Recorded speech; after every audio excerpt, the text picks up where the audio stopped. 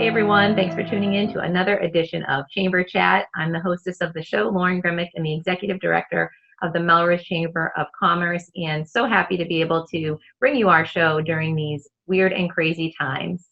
On this episode, I'm really happy to have one of our newest board members and the branch manager at Rockland Trust here in Melrose. I've got Will Sullivan with me today. Hi, Will. How are you doing, Lauren? I am doing pretty good, pretty good. It's nice to see you. I've been seeing more of you as you've always been involved with the chamber, but more recently joining the board. But it's nice to just kind of have the opportunity to catch up and chat. Absolutely. I think this is great. Even with the pandemic, I think this is a great way we can still communicate with each other. Absolutely, absolutely. So I'll get right into it. I mean, I think people kind of have a good understanding or should have a good understanding of what a bank is, but we really don't know the Rockland Trust story. So why don't you tell us a little bit about, when Rockland Trust came about and, specifically when it opened in Melrose and some of the little history lesson, if you will. Sure. So Rockland Trust has been around since 1907. We started as a pretty humble bank, one location. And over the time span to today, we've expanded our footprint quite a bit. We now have 95 total branches within Massachusetts and 160 ATMs scattered about. The footprint kind of goes from the islands, from Nantucket and Martha's Vineyard, all the way north to the furthest north up here is Melrose, Burlington, and Woburn. And now we've had a recent expansion out into the Worcester market. So we've now opened the second Worcester branch is opening this month. And then there will be another branch opening in Shrewsbury in February. We've been growing in a responsible manner to kind of service our clientele base, and it's worked out very well for the bank over the time frame. That's great. I mean, I love that you use the word like responsible growth, because I think even you and I joke about it, like one thing Melrose got lots of is pizza shops, nail salons, and banks. That is very true. It's one of the few things that the bank has stayed very disciplined on. As we expand and grow, being a full commercial bank, we have to maintain the service levels that our customers expect. So we don't just try to expand for the sake of expansion. We try to do it simply to either fill in our footprint to better service our clientele, or to work into a market that we see potential that we can serve. And that's kind of how they've worked out most of their expansion. In the past years, we've mostly done it through acquisition. Recently, with the Worcester expansion and kind of the future expansion through the Route 9 corridor, it's going to be through de novo branches, which is brand new builds, opposed to buying an existing bank or branch with a clientele set. So we kind of do a mix between the two. That's great. That's great. It sounds, I think we have a lot of small business owners that listen in on the show, it's almost like that small business mentality too. You need to do your market research, figure out where it makes sense to be and grow. And if it doesn't, then, you've got to kind of leave that behind. So let's talk a little bit about you. How long have you been here with the Melrose branch? So I will be here 6 years in February.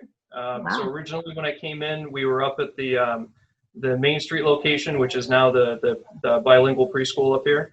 We had an opportunity to move into the Whole Foods parking lot and kind of redesign the way that our branch kind of floor plan looked, and we tested a new idea for the bank. So it's been a lot of fun in the new location. It's much brighter. I think the visibility is better, and over the time, I can't believe it's almost been 6 years. But we've done very well here, and I think overall, I think we've been able to service more people in the Melrose community. Well, it is a beautiful location. Obviously, you've got better parking, but you've got, the drive-up window, you've got the drive-up ATM. And yeah, that's something that I love about coming into your branch. It is very bright. It's very welcoming. Gone are the days of feeling like, I will say my grandparents' bank where, it felt cold, musty, a lot of marble, things like that. So you're definitely with the times. And, given sort of like you're in a great location, you're like in the center, you're near the high school, you're near, Whole Foods, which is, has a lot of customers. I think that's indicative of how much Rockland has, really invested itself into the community. And I know you guys do lots of different community programs, but why don't you, I guess, talk about maybe a couple that are, near and dear to your heart, or some that you want to highlight for us. Sure. When I first came in, one of the challenges was just like any business, how do you grow? And Melrose is a very unique community that it's primarily residential. The small business community is small and very tight knit. And like you mentioned, there are a lot of banks in Melrose in a very confined space. So how is it that you can effectively grow and work with the clientele within your community to benefit them? So we kind of approached it in a little different manner. We did a lot with the school systems right when we first came in. I partnered with the prior superintendent, Cindy Tamor, a lot within the elementary schools. We used to donate pumpkins every Halloween to every elementary school. We funded some of the art programs, the Parent University at the high school. I even partnered with Sue McBride at the high school to do the entrepreneurship, personal finance, and accounting programs there to kind of give real life perspective to not only the curriculum that was being taught, but to things that I saw as a kind of a benefit to the students to have real life, whether it was experts that we brought in people for insurance, we brought people in for, understanding what a mortgage is, not only just to learn how to write a check, but, at some point there's a gap in financial literacy that we really kind of focused on and try to bring up that next generation to be very, at least better educated in what financial literacy is and how they can kind of continue to learn throughout their lifetime so it benefits them. There is a big gap in that in our industry where people just don't really understand all of it. And the more that we can kind of share out there, I think the better informed people are to make their decisions. So I think that's always been an important piece to us. And then, of course, partnering with the Chamber, visibility. The Victorian Fair has been a big one that we've sponsored every year, and then we always give to the big ticket raffle, and we love coming down to the fair. I love our spot right across from Turner's. We get jealous because we smell the clam chowder all the time, but it's a great event. It's a lot of visibility to everybody, not only just in Melrose but the surrounding communities. So all those different pieces and parts have kind of led to different successes and visibility for us. Yeah, and I love that. I think that kind of having a lot of focus on sort of the education around just money and finances is so important, and certainly reaching a customer base, if you will, through the schools and through getting those sort of early savers. I know we recently opened up 2 kind of local savings accounts with you for our kids, and just helping them understand just the value of money and the importance of saving. I think and especially in a community like Melrose, there are families who sort of do that financial planning component for their children on their own, right? Because we know that, you've got to save for college or, post high school education, you've got to help them, save, but sort of the parents always just like take on that responsibility, and the kids, grow up now not really learning that. So I think it's really important that, you're in the schools and really trying, as you said, to focus on the financial understanding and financial literacy. It's super important.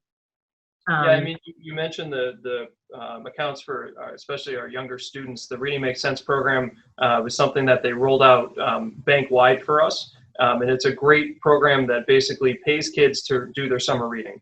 It's a different incentive to make sure reading becomes a priority, and then we kind of mix in financial literacy with that, where they essentially get rewarded for doing their readings, and then they bring booklets back to us, and the kids that can't necessarily write a summary yet are drawing us pictures of what they read, and other kids were, just the breadth of books that they come in with, and they tell us stories about this, they're telling us stories about that, they're showing us pictures. The parents are, how fast did you read this book, or how long did it take you to read this one? It's a different interaction with a community bank that I don't think many people have. And then we've actually taken it even a step farther.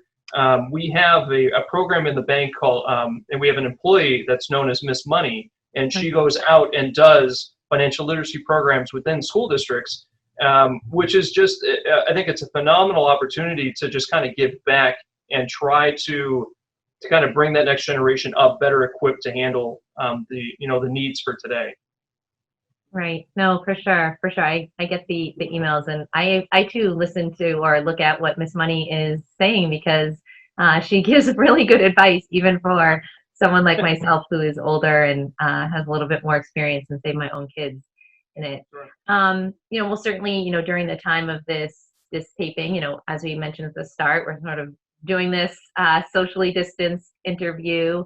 I mean, what have you kind of adapted to, or just in the branch itself, you and your staff, in order to keep things going day to day? How are things for you guys? Yeah, the beginning of the pandemic, at least for the bank, for Rockland Trust, started on March, I think it was March 18th, was when the bank decided to close our lobbies to the general public. What they decided to do was we kept the branches open for drive-up traffic, and if people absolutely had to come into the branch, we obviously had limitations on who could come in and how many, by appointment, things like that, but we still wanted to make sure we were servicing our clientele as well as protecting one of our most important assets, which is our people. So it was a very different challenge to try to change our business models to do things more virtually, which banking has traditionally been in person. We have to identify you. We have to know who you are. And when we don't have that, it changes how we can do our business. But one of the positives that we have is we know a lot of our clients. We know them by name. We know their families. I mean, we know their parents, their grandparents. It helps us to identify, especially when people needed something, we knew who they were instead of trying to discover that story without being able to be in front of them. And since that point, for 3 months, our branches were pretty much closed, with the exception of the drive-ups. As we reopened, the responses we got back from people was very heartwarming to us, because they're like, we missed you, this is part of our routines, they wanted to know how we were, how our families were. And then, it's a very different feeling when you have that kind of impact on your clients, because I don't know many people that have that with their bank. I mean, I'll be honest with you, I don't. I mean, it's not something that I really think of, because I'm more of the electronic form of banking type of person. But what the pandemic has changed for us is it's kind of pushed people into those other forms of banking to make sure they can still be serviced, whether it's mobile, online banking, any kind of digital service. And it's just changed the way that people now are comfortable with their banking. And then when you mixed all of that in with the PPP program for all our small businesses, trying to get those loans into the hands of people to make sure that their employees were safe. The bank processed over 4,000 loans, and I think the tally came up to almost 100,000 employees within Massachusetts by itself was helped by loans that Rockland Trust put out there. I mean, there were a lot of big players in the state, but that's an important aspect, that when there was a problem, they knew who they had to call. They had people that they knew by name that knew their story, and we were able to filter through those processes quickly for them to make sure that we were getting them the help that they needed. And even today, I mean, the masks in the banks have been a very different thought process. I mean, you always, no hats, no sunglasses. We had to know who you were. Now all of a sudden, because we know our clientele that well, even with the mask on, we still knew who they were when they were walking in. And some of the other banks in the areas have still taken some very conservative approaches where they're keeping their lobbies closed. Some banks in the areas are deciding to consolidate their branches as part of the pandemic, simply as the excuse to do so.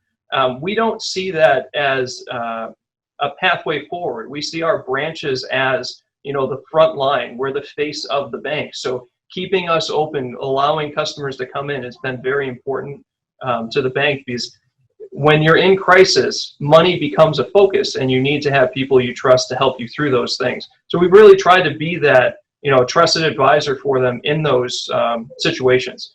So.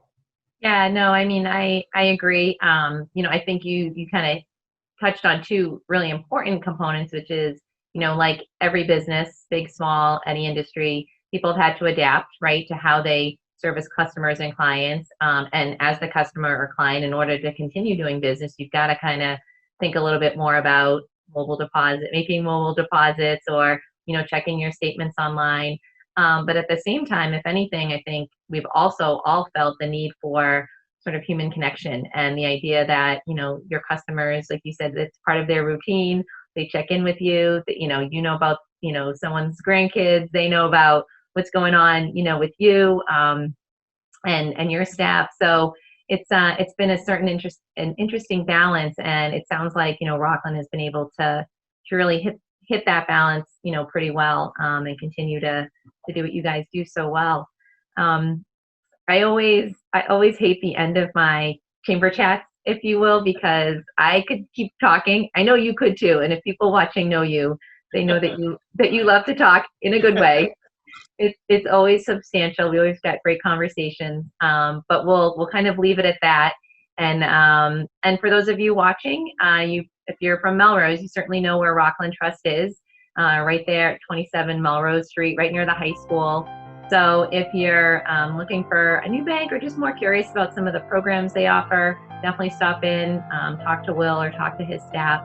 I want to thank Rockland Trust for supporting our big ticket raffle this year as a presenting sponsor and as a raffle prize donor. And until next time, thank you very much for watching Chamber Chat. I'm Lauren Grimmick, and I will see you soon.